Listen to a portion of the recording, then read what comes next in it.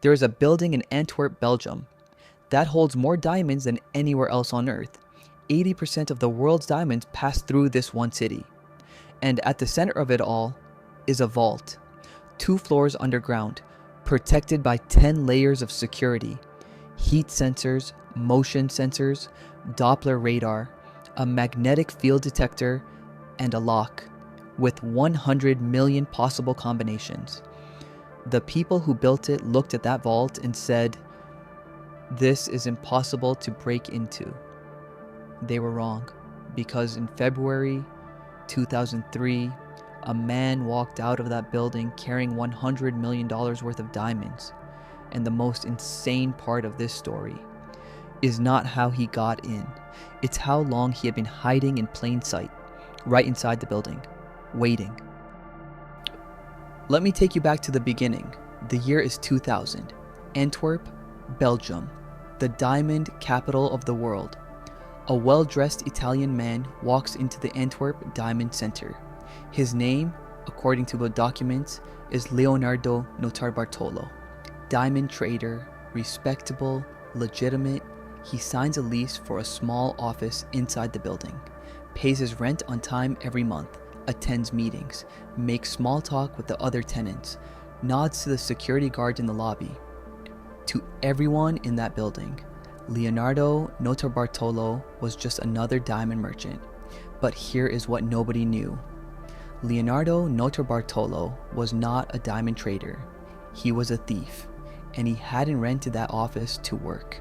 He had rented it to study for the next 2 years, while everyone around him bought and sold diamonds. Leonardo was watching, learning, planning, calculating. Every morning he walked past the security guards.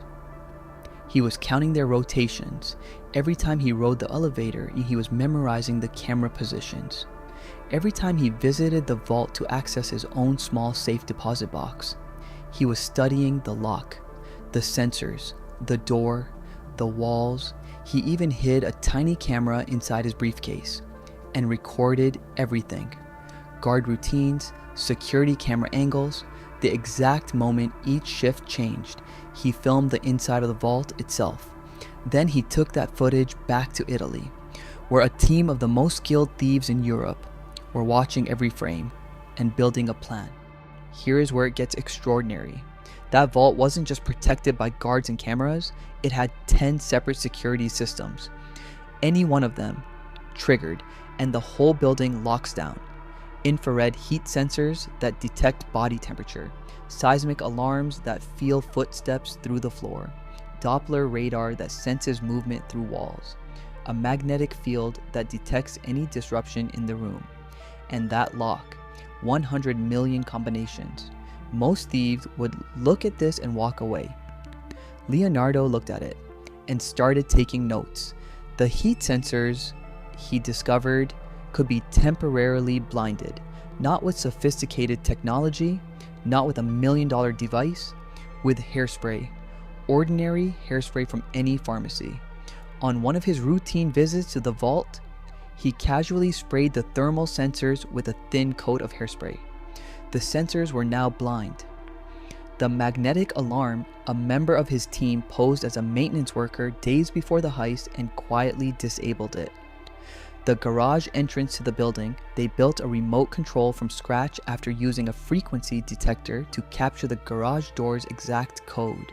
One by one, every layer of that supposedly impenetrable vault was being peeled away. February 15th, 2003, a Saturday night. Antwerp is quiet. The Diamond District is empty. The offices are closed. The streets are dark. At some point deep in the night, a car pulls up to the garage entrance of the Antwerp Diamond Center. The garage door opens. No alarm. 5 men step inside. They move through the building with surgical precision. Every step planned. Every second accounted for. They reach the vault, 2 floors underground. The massive steel door, 1 foot thick, stands in front of them. Leonardo had spent 2 years studying this door. He knew where the key was kept. He knew the combination. But there was one thing he hadn't counted on. One small detail that could have ended everything. The combination. Leonardo had never managed to discover it during his 2 years of surveillance. Without it, the key alone wasn't enough. He stood in front of that vault door and tried the key. The door opened. Whoever had locked the vault that Friday evening had forgotten to scramble the combination after closing the door. 2 years of planning, 10 layers of security defeated, and in the end, an unlocked combination saved everything. They worked through the night, systematically, methodically, silently. 109 of the 189 safe deposit boxes cracked open one by one. Each box had its own key lock and a 3-letter combination.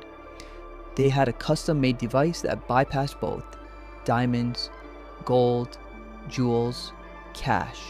$100 million worth of the world's most precious stones, being loaded into bags in the darkness 2 floors underground. And then they stopped, not because they were finished, not because an alarm went off. They stopped because they couldn't carry any more. 37 safe deposit boxes were left completely untouched, not because the thieves couldn't crack them, but because they were physically out of space. They had too many diamonds.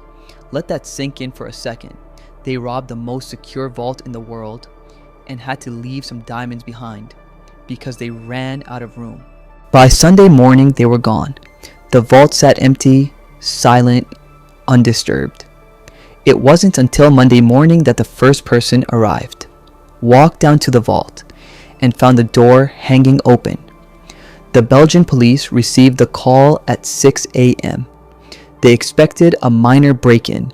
What they found was the crime of the century. The investigation began immediately, but the thieves had been so meticulous, it's so careful, that the police had almost nothing to work with.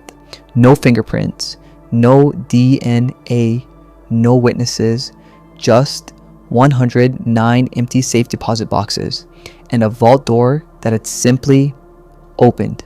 Here's where the story takes its final extraordinary turn. The thieves had planned everything perfectly, except for one thing. On the drive back to Italy, they stopped at a forest outside Antwerp to dispose of their evidence. Plastic bags, packaging, a few personal items. They threw everything into the trees and drove away. A few days later, a local man walking his dog through the forest found the bags. Inside, fragments of evidence that the police were able to trace. A partial fingerprint, a piece of paper with a name on it. Leonardo Notarbartolo, the man who had spent 2 years hiding in plain sight, was now being hunted. He was arrested within days, sentenced to 10 years in prison.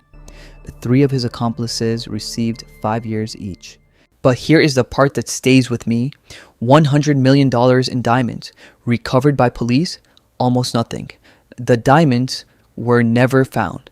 To this day, more than 20 years later, the whereabouts of $100 million worth of the world's most precious stones remain completely unknown. Leonardo Notarbartolo served his sentence and walked out of prison. He has never revealed where the diamonds are.